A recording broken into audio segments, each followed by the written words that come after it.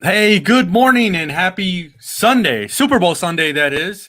I am your host, Tony Twist. This is ATW, All Things Wrestling Podcast. And we have a very special Super Bowl Sunday episode today. I know this is not really a show where we talk about football, but it is Super Bowl Sunday. And we have an amazing guest today. She is the star of Let's Get Serial. She has her own YouTube channel. She's a pro wrestling commentator. And I'm just going to go ahead and bring her in. This is Alyssa Marino. Good morning. How are you? Hello, my friend. How are you doing? I'm doing fantastic. It's Super Bowl Sunday. It's an amazing show that the Super Bowl has lined up. Are you as excited to see Eminem and Snoop Dogg and Dr. Dre doing a halftime Super Bowl show? Are you a football fan? I have to say, I am completely out of the loop with most sports. Okay. But I have been hearing those kind of excited whispers and everything about the halftime show. So I'm sure I tune in for that and for the commercials usually. I'm not a big football fan, I got to be honest. So I kind of watch the Super Bowl for the commercials and the halftime show myself. I have to say I have a little bit of allegiance for I spent a lot of time in Los Angeles. That's where I kind of got started in pro wrestling. So I have the Rams kind of have my heart a little bit.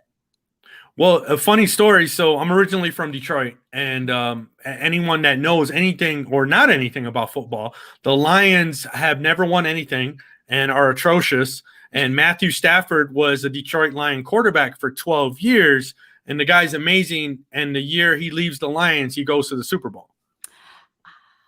So, I mean, it's kind of the guy was due. So, anyways, enough about that. I think that's probably going to be the most of our NFL Super Bowl talk on the Super Bowl Sunday. But in honor of you, of your show, Let's Get Serial, I have something that I have never tried before. It is chocolate toast crunch. It sounds like it's an abomination to me. It sounds like it's just diabetes in a box. I mean, it's definitely sugary. I'll give you that. It's family size. And if you see family size, it's deceiving because, I mean, it's a decent sized box, but I've seen family size at the grocery and it's like 3 times. And so I guess it just depends on how big your family is, right? It's very true. Family is fluid. It can be anything. But I do want to say about that chocolate cinnamon toast crunch is that it's kind of like Mexican hot cocoa, where it has like a touch of cinnamon to it, but it has this really nice kind of cocoa-y taste. I actually thought it was pretty good. So, you'll have to report back. Oh, okay, good. I'm gonna give it a shot. We're gonna go ahead and go with it. I've seen where I think it was a video of yourself and your boyfriend where he poured the milk in first. Now that's a sin, right? When it comes to we don't do that. Cereal. No. Yeah, so no. I've never been a milk pourer first. It's always the cereal and then the milk. Thank you for doing it right. That's just how I grew up. That was my house. So I'm going to give this a try. The milk's been in it for a couple minutes, so, the crunch might not be there, but I think it's going to be all right. All right. Let me know. I mean, honestly, yeah. I mean, it's chocolatey. I'm a chocolate fan. I mean, who doesn't like chocolate? How can you go wrong? Right? It doesn't taste like the cinnamon toast. I mean, the cinnamon toast crunch, the regular one's pretty good. So, yes, this is true. But I'm actually go ahead. There you go. So I'm actually really excited because I got my hands finally on the cinnamon graham cracker toast crunch, which is beautiful. Like a mixture of my favorite of all time, which is golden grahams, plus like my number 4 favorite, which is cinnamon toast crunch. So it's my number 1 and my number 4, and they mix together. I'm so happy. Have you tried the golden grahams, the retro one, where it's the retro golden grahams? I have. Yeah. I actually found that it was a little bit there was more of a honey taste to it than I think that I really enjoyed it. Yeah, my kids just had that one recently, and I brought this home, and they said, "Hey, Dad, you're gonna let us eat that with you, right?" And I was like, "Well, I'm gonna get a try." I said, "It's not gonna be a cereal that you guys have every day, but you can get a little handful. Check it out. It's not bad. I couldn't eat it every day. It's pretty sugary." Yeah, they actually, Cinnamon Toast Crunch had a sugar cookie toast crunch one for the holidays. And that I ate an entire box in one sitting. Granted, I was at a show and it was, I was sharing it with people, but it was dangerous how good it was. So cereal, I mean, I'm a kid from the 80s. So, with cereal was kind of like the household staple. So, as a kid, my favorites, but I guess growing up in Detroit, Michigan, we had access to it all the time. Count Chocula, Boo Berry, Frankenberry. But here living in Arizona, you can only find it during Halloween. Yeah, I've noticed that. It's become more of a seasonal sort of attraction. And this was like Count Chocula, like that was my jam. Like that was before every school, my mom wasn't crazy about us having that for, breakfast every day. And growing up in a Mexican household, my grandmother would never let us eat cereal.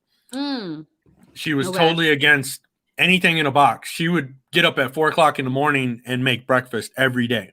Wow. So if I went to her house, if I was going to school, because sometimes my grandparents did take me to school, I would get dropped off there very early. She would have breakfast all made. There would be no cereal. She would tell me none of that stuff. What about you growing up? I think for me, it was kind of from what I recall, kind of a mix. I feel like I always had like so I will say on weekends, it was usually like McDonald's breakfast. Like that was like the special treat, like going to get a big breakfast from McDonald's. Right. Like I loved that. But for the most part, I think I always have cereal. And it's funny, my parents to this day still have, and I'm wondering like, oh, okay, I guess the apple didn't fall too far. Like rows of boxes of cereal on top of the refrigerator. So I'm like, oh, okay. Yeah, that makes sense. I understand where my love of cereal has come from if my parents are still super into it. You ever watch Seinfeld and see all the cereal boxes Jerry has on the wall? Are you a Seinfeld fan? I watched it when I was like growing up and I never knew, like I never got the jokes. And then I kind of dabbled back into it as an adult, but never really like fully immersed in Seinfeld. I'm due to go back. So he's a huge cereal fan. So, he's a grown man that's eating cereal for for breakfast, lunch, and dinner. So, yeah, he's a big cereal guy.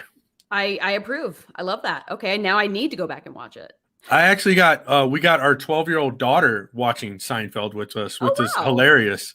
Like, there's some episodes that are not appropriate, right. But most of them are, and she's kind of got our humor. So she will sit down, and now that it's on Netflix, we can go and watch pretty much any episode that we want. And she thinks it's hilarious, and now she just started watching The Office with us. So. Classic. Good stuff. Good stuff. So tell me about yeah, exactly. We're trying to get her immersed in all the good stuff because the stuff on TV today, a lot of it's crap. I don't even watch it. Honestly, I don't. It's sad. Well, you're a pretty busy lady. You're traveling all around. So now I want to know all about Let's Get Serial, the pro wrestling commentating. I'm assuming you've been a lifelong wrestling fan.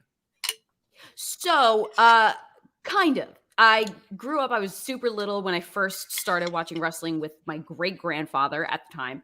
I was maybe like 5 and I didn't understand it. I just knew that like, oh, wow, Ric Flair's robe is super shiny and I really like him, even though he was a bad guy.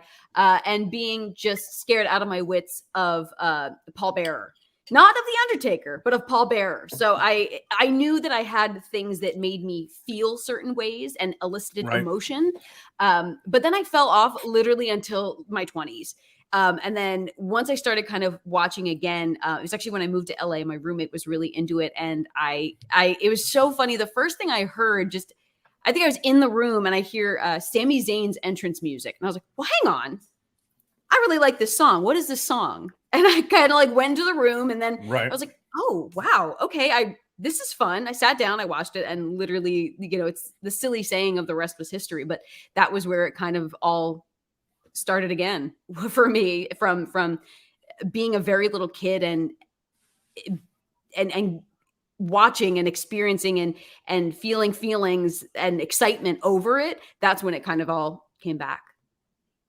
Wow. So, yeah. So your great grandfather, you hear a lot of kids growing up. I watched it with my dad. I watched it with my grandpa or my uncle and, or my brothers. My brothers got me into it. So, yeah, but that's pretty awesome. So, man, your great grandfather watching wrestling.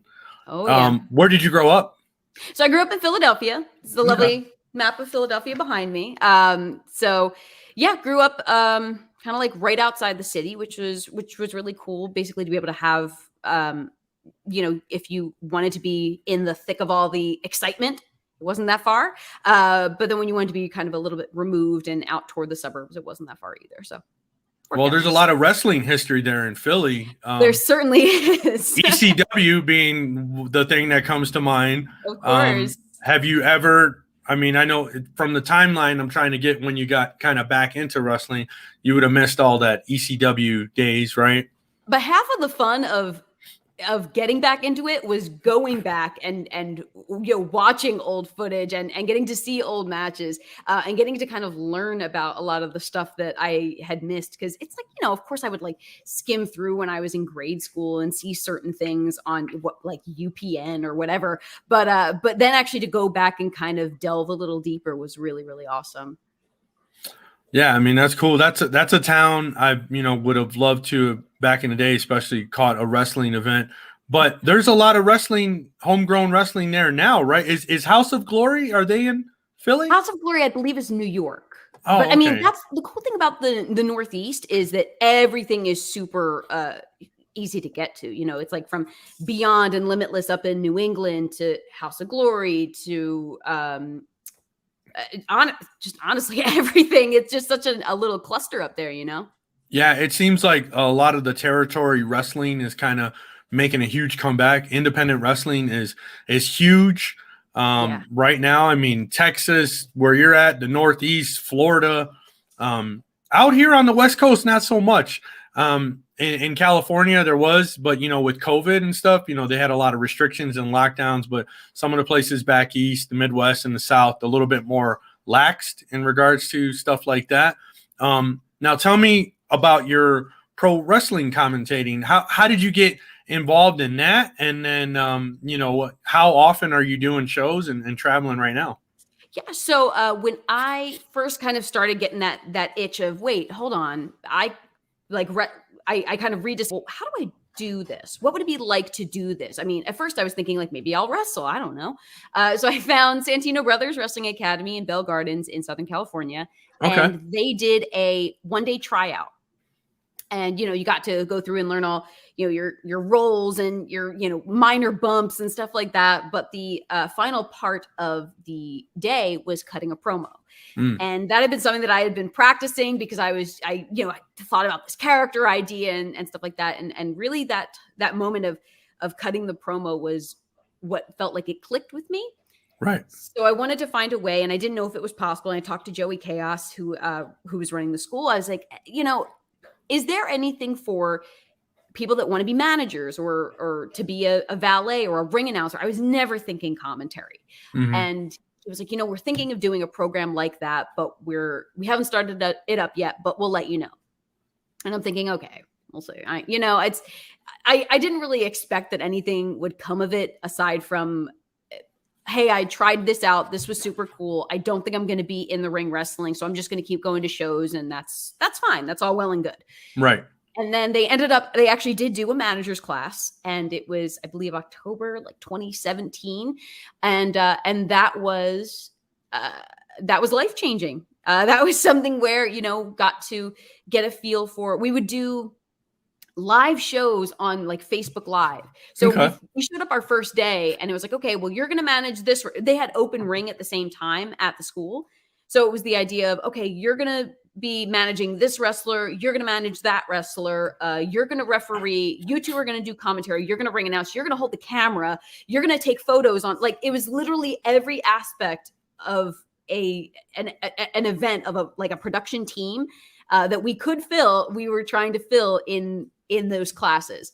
So it was really cool to be able to have that experience. And kind of along the same time, we started going as that manager class. We would go to events together to help set up the ring or something like that. So like one of the first places we went to was Championship Wrestling from Hollywood. And as a group, as a class, we came and helped set up the ring. And that was where I got one of my first opportunities to actually do like the backstage correspondent role.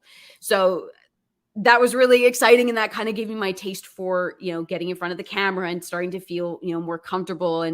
And at that time, I think I was sort of doing a manager character, but I realized that the actual, I wanted to have my hands on a piece of the entire show instead of just a match that I might be involved in.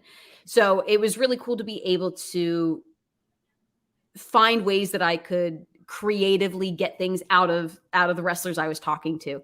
How can I advance the storyline? What are we trying to get across and stuff like that? So I started doing that, and that kind of got me into the little like independent circuit, and it was really just that of like go to the show, set up the ring. If there's a shot, if they need a ring announcer, I was there and always had like a dress or like an outfit on hand. Right. I don't know, and sure enough, that went well, and then from there, it just kind of progressed into more and more places. As I like to say, just like letting me lend my voice to their product. So right now, I am traveling for West Coast Pro out in San Francisco, and that is honestly such an incredible promotion. So I really, really loved working with them. I'm doing remote commentary a lot now, so I'll be working with partners virtually for places like CCW, Capital That's Championship really cool. Wrestling. Yeah, it's awesome to have that ability. So we'll kind of watch through the match and call the matches together. So I'm working with Ella J on that, who's been awesome. And that's for Capital Championship Wrestling. They're based in Delaware. I've had a couple opportunities with WWR Plus / Beyond last year. So that was really cool. And then I'm working with Generation Championship Wrestling. I'm actually based in Florida right now. So I've been working with them around Tampa. Tampa Bay Pro has a division called Dream, which is their women's division. I've been helping out with that. And I'm honestly, I'm just kind of like wherever I can be and wherever they'll let me. So. Wow. That's really fascinating. All the stuff you were talking about. So you're like, hey, went in there, like, I'm going to try out. I'm going to be a wrestler. And then you totally went the other route. But to me, I've always been really big on, I've been a lifelong wrestling fan. So going back to as a kid, Bobby the Brain Heenan, all these great managers, you were talking about Paul Bear, like the in-ring psychology and everything that's kind of outside of the ring is such a, big part of the whole story, right? Like, so once you started kind of doing that, you were like, nah, I don't really want to be a wrestler. Like, I love this side of it. And this just kind of just got me, like the bug bit you, right? That's exactly it. And I think too, for me, there is a certain level of, I think, confidence and security that you need to have when you're in the ring and you are in charge of both your own and someone else's body. Where I think I would second guess myself too much in my physicality, or, am I doing this right? And in that moment of doubt, like something really bad can happen. And I didn't ever want to risk that. So I think for me, it was, I wanted to be involved. I wanted to play a part. And I realized like the best role that I can play is by being a storyteller and helping to, the athletes are doing so much to tell a story with their bodies. Like, let me give that little nudge, or help shed light, or make the audience ask themselves a question about what's happening, about their history, about the background, about why this is so important. So I think that being able to kind of convey that passion when they're doing so much physically felt like the best way that I could contribute. Yeah. I mean, that is really cool how you kind of transition to that. And I'm going to put you on the spot though. Uh-oh. Do you remember that promo you cut? Oh yes, I do. So it's actually funny. This was a wrestling character that I had in mind that I actually turned into a manager character temporarily when I first got started out in SoCal. And it was Kathy from Human Resources. And she was a Midwestern human resources representative. And she was, oh God, I couldn't remember the actual subject matter of the promo, but it was something along the lines of, it's very important, you see, that we are adhering to all the rules and regulations of this establishment. And I think that you have not. Oh my God, I just remembered. My big line was prepare to comply. Oh, because okay. like compliance is always such a big thing. And is this HR compliant? It's like, well, prepare to comply. And that was like the line. So and you came up with that all on your own? I did, because I was actually working human resources in my job at the time. So I would Okay. take a lot of the like the verbiage that I would hear in meetings and be like, "Oh my god," because some of the things would just sound so like weird. Like I was like, synergistic endeavoring, like what does this mean? So I would just take Wow. these really like highfalutin words and like try and find ways that I could work them into promos, and it was just really really silly and fun. But that was what really clicked. Well, that Midwestern accent is definitely upper Midwest, and it's pretty damn good. I got to give it to you. From being from Philly to pull off, the Philly accent, you think of people in Philly like, hey, yo, like the New York type of, There is hard accent. actually, there is actually a Northeast Philly accent that I slip into every now and then. My mother has a very strong one, and I love it. That's too funny. So your character, it was Kathy from Human Resources. That was going to be your gimmick. That was going to be it. It was going to be Okay. someone that was like there to basically ruin the party. And Okay. at Santino Brothers, I was a general manager for the company. And one of my things was, when I was actually fired from the company, it was because I was trying to implement rules that said I was very much channeling like the Drew Gulak PowerPoint era of like, well, here are our rules. There will be no more flying from the top rope. Matches will be no longer than 5 minutes. Like it was just really like silly things that would make all the fans really upset. And that was actually, that was how it worked. Wow. So when you transitioned to that whole general manager thing, did you stay with that, or did you go by your real name? Oh no, so when I did the general manager character, it was always Kathy, and Kathy from Human Resources. And then when I started doing backstage interviewing and commentary and ring announcing, I was Kathy Campanelli. Okay. Yeah, and I wanted to still be Italian, and I wanted Campanelli, I think, translated to like the bell ringer. So if I was ever a timekeeper, I'm like, this makes sense. I don't know. So, right. It kind of it sounds right. That's funny. Kathy Campanelli. Kathy Campanelli. So that was when you're in California, and then tell me kind of the transition into going into the full kind of commentary, or interviewer. When did you transition over to your real name? Because I'm assuming you're going by your real name, right? Now, I am, right? yes. Okay. So basically the way that happened was I got signed with NXT, and I was Cat Marino. Because I had to find like a little way to, there were a couple combinations that I had been trying out, and I wanted to keep the cat from Kathy. And so I was down here doing ring announcing as a live event host. That's when I moved to Florida. And pretty much after, with the pandemic and everything shutting down, no live events means no live event hosts. So I was, part of the cuts for that. When I started coming back for, I was like, you know what, I'm going to bring back my show. I'm going to bring back Let's Get Serial. Nothing's happening. No, there weren't any shows. I wasn't really traveling. I was like, I'm just going to be me. Because it was just so much of a headache. I'm like, I've had like 7 different names at this point. Like, let me just be me. This is easier. So that was when I really kind of came back as myself. Was with Let's Get Serial. So you were with NXT for a little while? I was, yeah. So I started with them in January 2020, and then when everything kind of started taking a header, was I when remember that January 2020, like, this is going to be great, start of a new decade. Yeah. And, this and that. 2020 is going to be the year, right? In January. And then 2 months later, he's like, what the hell? Yep. And here we are, almost 2 years later now. Right? Yeah. So, but yeah, that was actually where, what brought me to Florida, and kind of just still here hanging out. So tell me about Let's Get Serial. This is a really funny, just a cool little, thing that you got going. I was really fascinated when I first caught it on Instagram. When I caught you on Instagram, I was like, this is so cool. I was like, it's kind of, and there's other concepts that I'm now seeing, like Thunder Rosa is like eating tacos with Thunder Rosa. So I'm like, okay. I was like, did Alyssa be like, hey, you can't steal my thing here. Maybe try eating something else. Like, no, it's just funny to seeing different things kind of spawn from stuff like that. So kind of tell me, like, where did that come from? Like, obviously you're saying during lockdown and pandemic, people are just getting creative, right? So I had actually started Let's Get Serial before I was signed.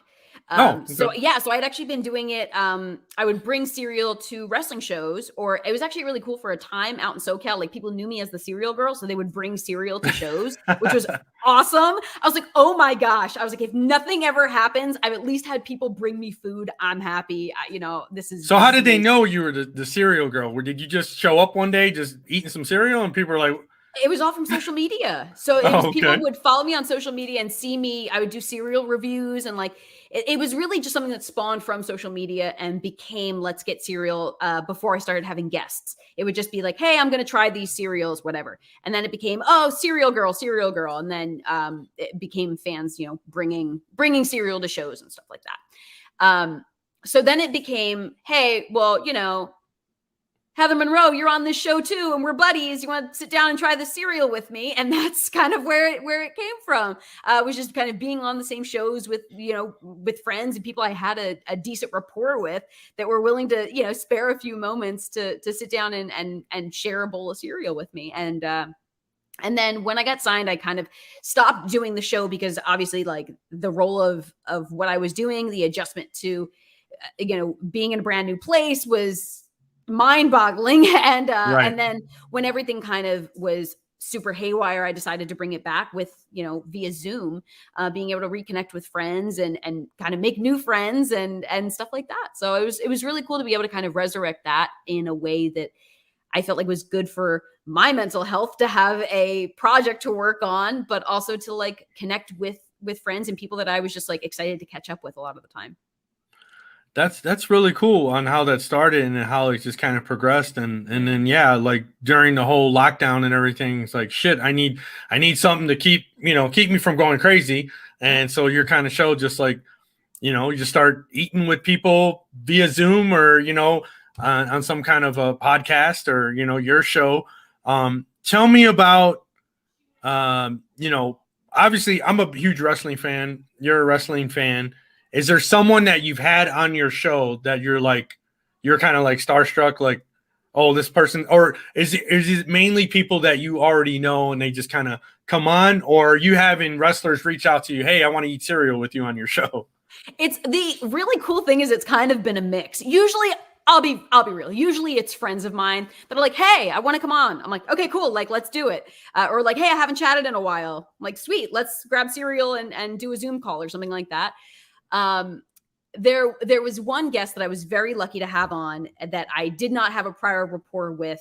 And I wouldn't say starstruck, but definitely I felt very appreciative that I was able to have this guest on. And that was Renee Paquette.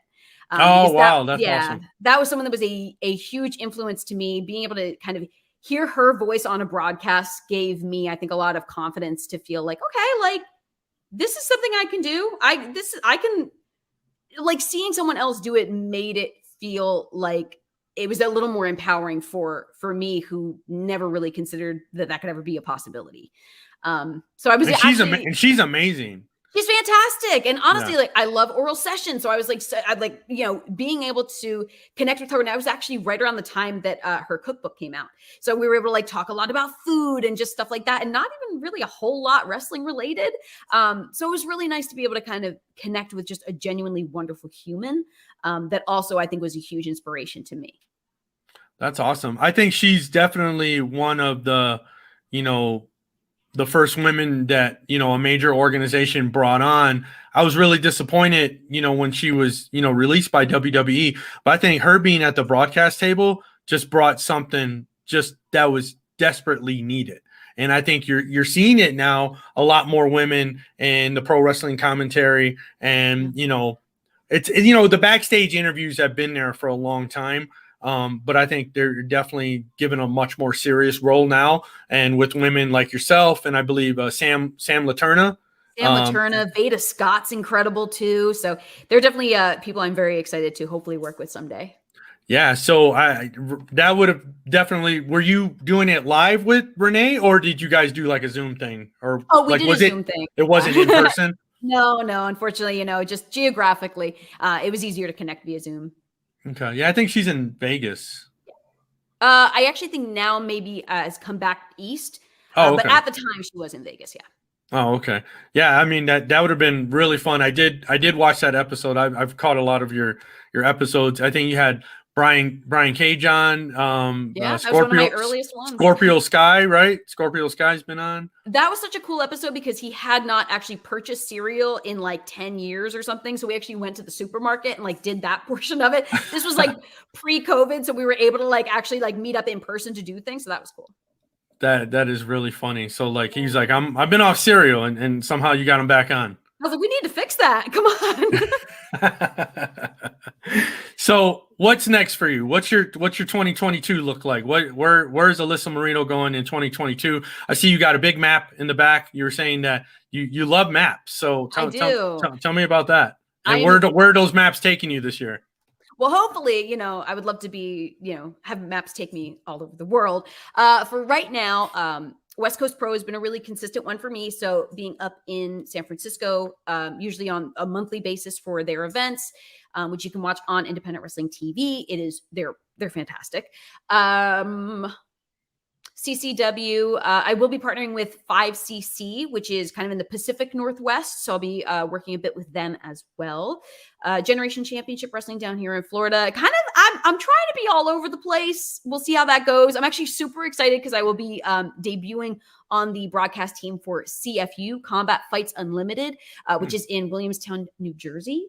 That's coming up in March. Of course, I'm working with Shine and FIP with WWN down here in Florida on a monthly basis as well. The events are every other month, but I'm usually on the broadcast team for those as well. And probably much, much more, I hope. It sounds like you're a busy lady. So it sounds like those maps are taking you coast to coast, really, right? From the Pacific Northwest to, the West Coast to the Southeast. I mean, man, you sound like that. When I travel, I hate sleeping in hotel rooms. Is there a travel routine that you do, or how do you sleep when you're on the road? So I will say I'm very lucky. The only time I've had to go somewhere as of right now has been for West Coast Pro. So they truly take care of me. They're an awesome team. So I've always been pretty comfortable. Usually it's just the panic of, okay, like I don't want to sleep too much because I'm afraid I'll sleep through my alarm for my flight the next morning, right. Stuff like that. But no, for the most part, I think that I get it in my mind. I say like, I'm a traveler.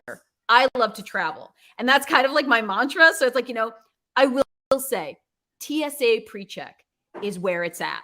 Because I think one of the things that gave me the most anxiety with traveling and flying especially was going through TSA and going through security for some reason. So that was a game changer for me, was doing the pre-check thing. So really just kind of strolling through, have like little things that I like to get, like Belvita breakfast biscuits or something like that. Like that is a must have when I'm traveling, or like a bottle of ginger ale, like just silly little things that are like comforts to me that I'm like, hey, I'm a traveler. I travel. I do this. And that it's like, I just give myself that mindset and then I just go. Right. So is there a travel cereal? Is there a go-to travel cereal that you have with you? Like, I got to have this cereal when I'm traveling. I won't say a travel cereal, but maybe like a cereal bar. Cereal bars are really good. Or there is a brand, I can't remember what they're called now. Nature's Bound something, but they're like fig bars. They're really, really tasty. They kind of are like a giant fig Newton, but they're a go-to. So as long as I can get something cereal that feels like cereal, even if it's not, just because it's a little tricky to do cereal on the go, Yeah. They make those little cereal containers, like little plastic ones with the little cap, and you pour your milk in and be good to go. And I will say I do have the Crunch Cup sent me a Crunch Cup where it looks like a travel mug and it has your milk and it's separated from your cereal. I did see that. I saw that on one of your posts. It's fantastic. Like, you eat a lot of cereal when a company sends you a Crunch Cup. I know I've made it. Well, I got a question for you. Are we ever going to see you back in the ring, or are you just happy? You're happy on this side of the ring. I am very happy on the side of the ring that I am on. I could see myself like training for fun, but I don't think I could ever see myself like wrestling a match, if that makes sense. Right. The stakes are too high for me. But if I'm just kind of like playing around, like, you know, grappling with friends, like that's fine. But I couldn't see myself wrestling an actual match. Now, being that you're in the independent world of pro wrestling, do you watch any of the big, you know, WWE? Do you watch AEW? Or is there anything you're following? Did you watch the Rumble recently that got a lot of backlash? Are you excited for WrestleMania, or are you just too busy and you can't watch this stuff? That's the hardest thing, is that there is so much wrestling happening all the time. And usually when I do have time to watch it, I am watching independent, not even full shows a lot of the time. I'm watching matches to study because I'm going to see this person in action next week or something like that. So I will say I am kind of out of the loop of most mainstream wrestling right now. Like I catch highlights online, but I'm just, I don't have enough. I don't have the time. Yeah, and that's what I hear from, you know, we've had some really amazing guests on. Sammy Kiss, we had him on not too long ago. Sammy Kiss out of Wildcat Sports in Texas. He's a pro wrestling commentator. And it's like, when you're in the wrestling world, if you're not in any of the major organizations, it's like, yeah, you don't really have time. Like, it's like all consuming, and with all the travel and everything. You know, I was talking to Jimmy Smith, who does the voice for Monday Night Raw for WWE, and his travel schedule just, I mean, the guy's just basically going from place to place, and it's just, you don't have time to really, you know, he's on Raw and he doesn't really have time to watch SmackDown. So I would imagine someone like yourself, you're with different organizations, you're traveling, when you're sitting at home, you know, with your boyfriend, and you're like, I really probably don't want to watch wrestling right now. Like, and it's funny because we do, like, we'll watch like his matches, you know, like we'll watch his matches from the weekend or something like that, just to kind of like, I'll listen to, you know, oh, I did commentary at West Coast Pro, let's watch it back. I want to hear the commentary and like make notes or something like that. So it's just different, you know? So there's no Netflix going on. We're just watching wrestling. For the most part, it's usually like a loop of just YouTube and like whatever matches it pops up afterward. That's so cool. That would be fun. It's a fun lifestyle. Maybe in another life I'll be a wrestler or someone in the wrestling world. So for now, I just have a wrestling podcast, and everyone that we have on, we've had some great guests, and we're just super fans, and I'll have guest co-hosts and things like that. So it's just something that it's a side passion for me. But someone like you, that would be a really cool and just kind of exciting, adventurous type of, you know, life. It's like, hey, you know, you kind of be around something you love, and, you know, you have an amazing voice. And I think on your commentary and everything, like, yeah, I mean, you got big things coming for you. I definitely see that for sure. I definitely hope so. And thank you, because I think you are doing an awesome service of like bringing people in and kind of communicating with other, you know, fans and wrestling personalities. And I think that's super important too, that we keep a discourse going, you know? Yeah, that is awesome. I have some really exciting guests that I have lined up, and I just do this show for fun. I have a ton of fun talking with people like yourself that are in the wrestling world. It kind of makes me feel like I'm in the wrestling world a little bit, but so it's awesome. I enjoy it. I have a lot of fun. Well, Alyssa, I know your time is valuable, so I appreciate you so much coming on today. It is Super Bowl Sunday. At least try to watch the halftime show and some commercials if you can. I'm going to do my best. Eminem and Dr. Dre halftime show could be something good. You know, hopefully, fingers crossed. I'm from that generation. I'm hoping, you know, it might be a Super Bowl show, maybe 10 years too late, but you know, you never know, right? Could be a good throwback. You never know. So, do you have any shows that are coming up? Anything that you would love to plug? Tell my audience where we can find you online. Let's talk about Let's Get Cereal. I'll plug away. Okay. So I am at AYY_Marino on all social media. If you want to support me or my show, Let's Get Cereal, I have a Patreon, patreon.com/Let's Get Cereal. You can find Let's Get Cereal full episodes on YouTube, which is youtube.com/Alyssa Marino.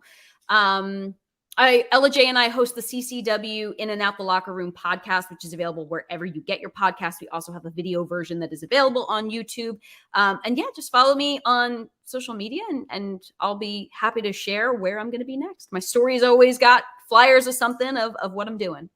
That's awesome. Well, thank you so much, Alyssa. And if you wouldn't mind just hanging tight just for a moment, After the show, just wanted to chat with you, but I thank you so much again for joining us today. I am your host, Tony Twist. This is ATW, All Things Wrestling Podcast. It's Super Bowl Sunday. Go enjoy the Super Bowl halftime show, if anything else. You guys all have a wonderful Sunday. Thanks again, Alyssa. Have a great day. Thanks for having me.